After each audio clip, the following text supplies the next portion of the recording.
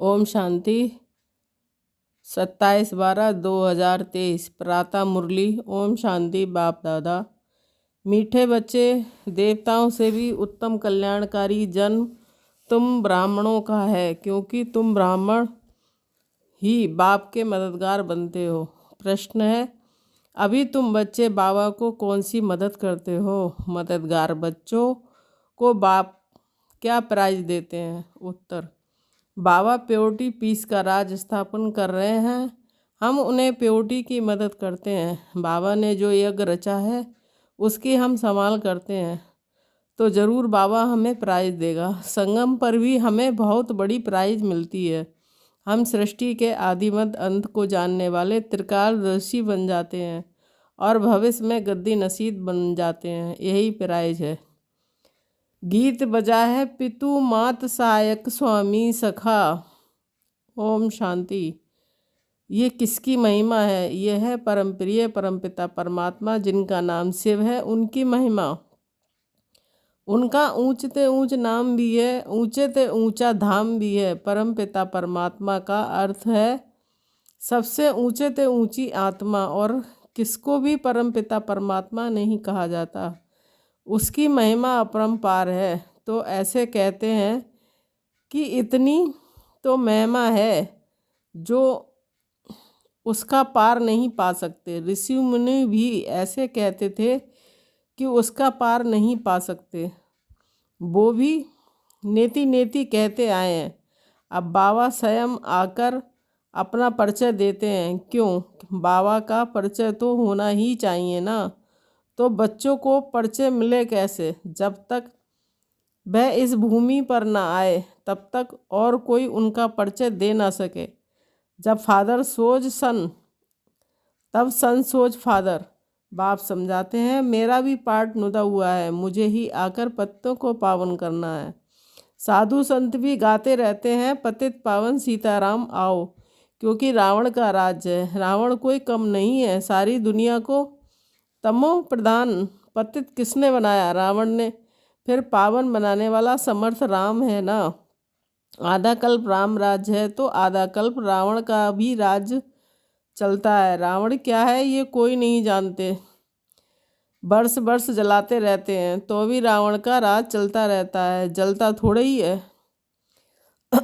मनुष्य कहते हैं परमात्मा समर्थ है, तो रावण को राज करने क्यों देते हैं? बाप समझाते हैं, ये नाटक है हार जीत का, हेल और हेवन का। भारत पर ही सारा खेल बना हुआ है। यही बना बनाया ड्रामा है। ऐसे नहीं, परमपिता सर्वशक्तिमान है, तो खेल पूरा होने के पहले ही आएगा या आधे के खेल को बंद कर सकता है। बाप कहते हैं, जब सारी दुनिया पतित हो जाती है तब मैं आता हूँ। इसलिए शिवरात्रि भी मनाते हैं, शिवाय नमा भी कहते हैं। ब्रह्मा विष्णु शंकर को फिर भी देवता नमा कहेंगे, शिव को परमात्मा नमा कहेंगे। शिव क्या ऐसा ही है जैसे बबुलनाथ में या सोमनाथ के मंदिर में है? क्या परमपिता परमात्मा का इतना बड़ा रूप है, बा आत्मा का छोटा, बाप का बड़ा है? क्वेश्चन आएगा ना। जैसे यहाँ छोटे को बच्चा और बड़े को बाप कहा जाता है, वैसे परमपिता परमात्मा अन्य आत्माओं से बड़ा है और हम आत्माएं छोटी हैं। नहीं, बाप समझाते हैं, बच्चे मेरी महिमा गाते हो, कहते हो परमात्मा की महिमा अपरंपार है। मनुष्य सृष्टि का बीज है, तो पिता को बीज कहेंगे ना। वह क्रिएटर है। बाकी जो इतने वेद उपनिषद गीता यज्ञ तप दान पुण्य, ये सब हैं भक्ति की सामग्री। इनका भी अपना टाइम है। आधा कल्प भक्ति का, आधा कल्प ज्ञान का। भक्ति है ब्रह्मा की रात, ज्ञान है ब्रह्मा का दिन। ये शिव बाबा तुमको समझाते हैं। इनको अपना तन तो है नहीं। कहते हैं, मैं तुमको फिर से राजयोग सिखलाता हूँ। राजभाग दिलाने पर अब ब्रह्मा की रात पूरी होती है और भई धर्म गिलानी का समय आ पहुँचा है। सबसे जास्ती गिलानी किसकी करते हैं? परमपिता परमात्मा शिव की। लिखा है ना, इदा इदाई। ऐसे नहीं, मैंने कल पहले कोई संस्कृत में ज्ञान दिया है, भाषा तो यही है। तो जब भारत में देवी देवता धर्म स्थापन करने वाले की गिलानी होती है, मुझे ठक्कर भीतर में ठोंक देते हैं, तब मैं आता हूँ। जो भारत को स्वर्ग बनाते हैं, पतितों को पावन बनाते हैं, उसकी कितनी गिलानी की है। तुम बच्चे जानते हो, भारत है सबसे पुराना खंड जो कभी विनाश नहीं होता। सतयुग में लक्ष्मी नारायण का राज भी यहाँ ही होता है। ये राज भी स्वर्ग के रचयिता ने दिया है। अब तो वही भारत पतित है, तब फिर से मैं आता हूँ, तब तो उनकी महिमा गाते हैं। सिवाय नमा इस बेहद के ड्रामा में हर एक आत्मा का पार्ट नुदा हुआ है, जो रिपीट होता है, जिससे ही कोई टुकड़ा निकाला हद का ड्रामा बनाते हैं। अभी हम ब्राह्मण हैं, फिर देवता बनेंगे। यह है ईश्वरीय वर्ण। यह है तुम्हारा 84वें जन्म का भी अंत। इसमें चारों वर्णों का और तुमको ज्ञान है, इसलिए ब्राह्मण वर्ण सबसे ऊंचा है। परंतु महिमा व पूजा देवताओं की होती है। ब्रह्मा का मंदिर भी है, परंतु कोई को पता नहीं है कि इसमें परमात्मा आकर भारत को स्वर्ग बनाते हैं। जब स्थापना हो रही है तो विनाश भी चाहिए, इसलिए कहते हैं कि रुद्र ज्ञान यज्ञ से विनाश ज्वाला निकली है। अब ये वही बाप बच्चों को समझा रहे हैं, मीठे बच्चे, अब ये तुम्हारा अंतिम जन्म है। मैं तुमको फिर से स्वर्ग का वर्षा देने आया हूँ, तुम्हारा हक है। परंतु जो मेरी श्रीमत पर चलेंगे उनको मैं स्वर्ग का प्राइज दूंगा। उन्हें भी पीस प्राइज आज मिलती है, परंतु बाप तो तुम सबको स्वर्ग का प्राइज देते हैं। कहते हैं मैं नहीं लूँगा, मैं तुम्हारे द्वारा स्थापना कराता हूँ तो तुमको ही दूंगा। तुम हो शिव बाबा के पोतरे, ब्रह्मा के बच्चे। इतने बच्चे तो प्रजापिता ब्रह्मा ही अडॉप्ट करते होंगे ना। ये ब्राह्मण जन्म तुम्हारा सबसे उत्तम है, ये कल्याणकारी जन्म है। देवताओं का जन्म या शूद्रों का जन्म कल्याणकारी नहीं है। ये तुम्हारा जन्म बहुत कल्याणकारी है, क्योंकि बाप का मददगार बन सृष्टि पर प्योरिटी पीस स्थापन करते हो। वह इनाम देने वाला थोड़े ही जानते हैं, वो तो कोई अमेरिकन आदि को दे देते हैं। बाप फिर कहते हैं कि जो मेरे मददगार बनेंगे मैं उनको प्राइज दूंगा। प्योरिटी है तो सृष्टि में पीस प्रॉस्पर्टी भी है। ये तो वैशाल्य है, सत्युग है, शिवालय शिव बाबा ने स्थापन किया है। साधु सन्यासी हैं, हठयोगी गृहस्थ धर्म वालों को सहज राजयोग तो सिखा नहीं सकते। भल 1000 बार गीता महाभारत पढ़े, ये तो सबका बाबा है। सभी धर्म वालों को कहते हैं कि अपना बुद्धि योग एक मेरे से लगाओ। मैं भी छोटा सा बिंदु हूँ, इतना बड़ा नहीं हूँ। जैसी आत्मा वैसा ही मैं परमात्मा हूँ। आत्मा भी यहाँ भ्रष्टि के बीच में रहती है। इतनी बड़ी होती तो यहाँ कैसे बैठ सकती। मैं भी आत्मा जैसा ही हूँ, सिर्फ मैं जन्म मरण रहित सदा पावन हूँ, और आत्माएं जन्म मरण में आती हैं। पावन से पतित और पतित से पावन होती हैं। अब फिर से पतितों को पावन बनाने के लिए बाप ने ये रुद्र यज्ञ रचा है। इसके बाद सतयुग में कोई यज्ञ नहीं होता, फिर द्वापर से अनेक प्रकार के यज्ञ रचते रहते हैं।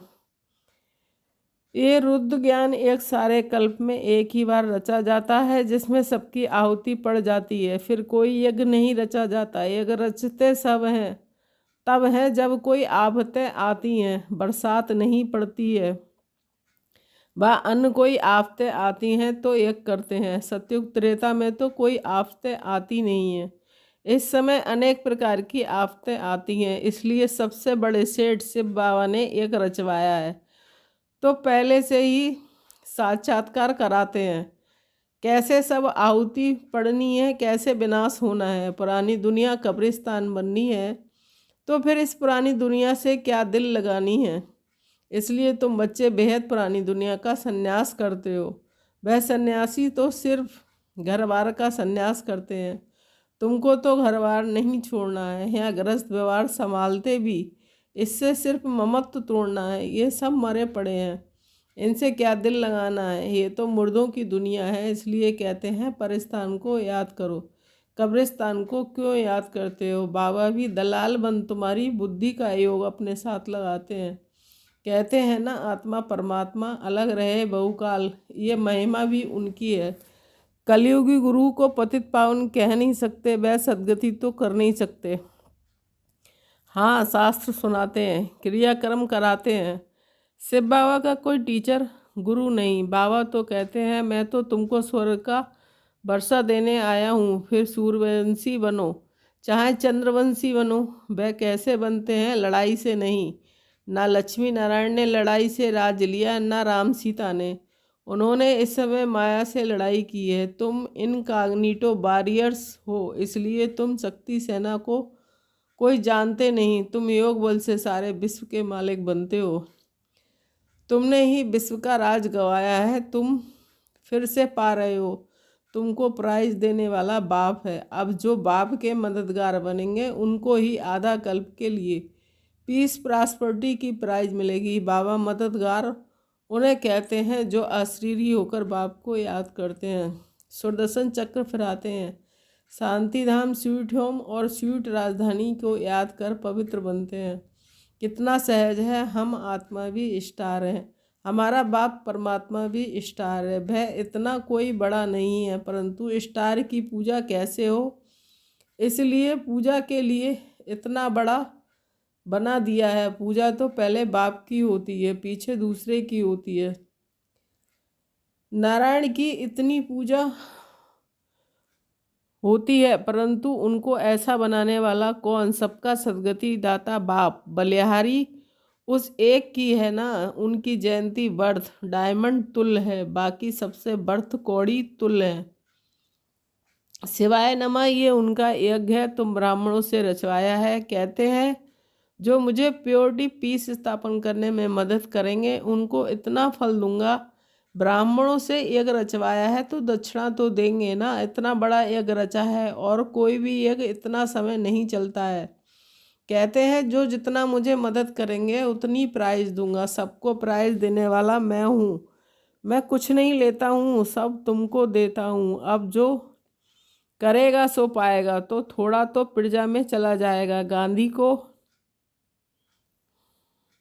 गांधी को भी उन्होंने मदद की तो प्रेसिडेंट, मिनिस्टर आदि बने ना। ये तो है अल्पकाल का सुख। बाप तो तुमको सारे आदि मध्य अंत का ज्ञान दे। आप समान त्रिकालदर्शी बनाते हैं।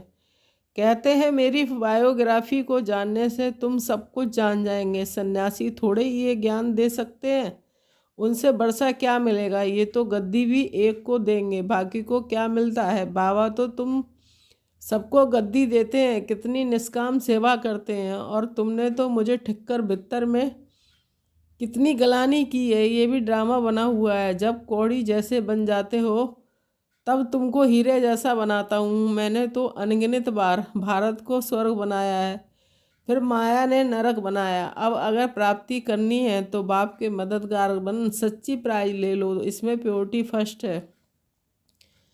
बाबा सन्यासियों की भी महिमा करते हैं, वह भी अच्छे हैं। जो पवित्र रहते हैं ये भी भारत को थामते, गिरने से बचाते हैं। नहीं तो पता नहीं क्या हो जाता। परंतु अब तो भारत को स्वर्ग बनाना है तो जरूर घर गृहस्थ में रहते पवित्र बनना पड़े। बाप दादा दोनों बच्चों को समझाते हैं। शिव बाबा भी इस पुरानी जूती द्वारा बच्चों को राय देते हैं। ले नहीं सकते। माता के गर्भ में तो आते नहीं। पतित दुनिया पतित शरीर में ही आते हैं। इस कलयुग में है घोर अंधियारा। घोर अंधियारे को ही सोजरा बनाना अच्छा है। मीठे मीठे सिकील दे बच्चों के प्रति माता पिता बाप दादा का याद प्यार और गुड मॉर्निंग। रूहानी बाप की रूहानी बच्चों को नमस्ते। हम रूहानी बच्चों की रूहानी माता पिता बाप दादा को याद प्यार, गुड मॉर्निंग, नमस्ते नमस्ते, शुक्रिया बाबा शुक्रिया। धारणा के लिए मुख्य सार 1 पॉइंट। इस बेहद की दुनिया का दिल से संन्यास कर अपना ममत्व मिटा देना, इससे दिल नहीं लगानी है। 2 पॉइंट, बाप का मददगार बन प्राइज लेने के लिए आशरीरी बनना है, पवित्र रहना है, सुदर्शन चक्र फिराना है, स्वीट होम और स्वीट राजधानी को याद करना है। वरदान, विशेषताओं को सामने रख सदा खुशी खुशी से आगे बढ़ने वाले निश्चय बुद्धि विजयी रतन भव। अपनी जो भी विशेषताएं हैं उनको सामने रखो, कमजोरियों को नहीं, तो अपने आप में फेथ रहेगा। कमजोरी की बात को ज़्यादा नहीं सोचो तो फिर खुशी से आगे बढ़ते जाएंगे। ये निश्चय रखो कि बाप सर्वशक्तिमान है, तो उसका हाथ पकड़ने वाले पार पहुँचे कि पहुँचे। ऐसे सदा निश्चय बुद्धि विजयी रत्न बनते हैं। अपने आप से निश्चय, बाप में निश्चय और ड्रामा की हर सीन को देखते हुए उसमें भी पूरा निश्चय हो, तब विजयी बनेंगे। स्लोगन: प्योरिटी की रॉयल्टी में रहो तो हद की आकर्षण से न्यारे हो जाएंगे। ओम शांति।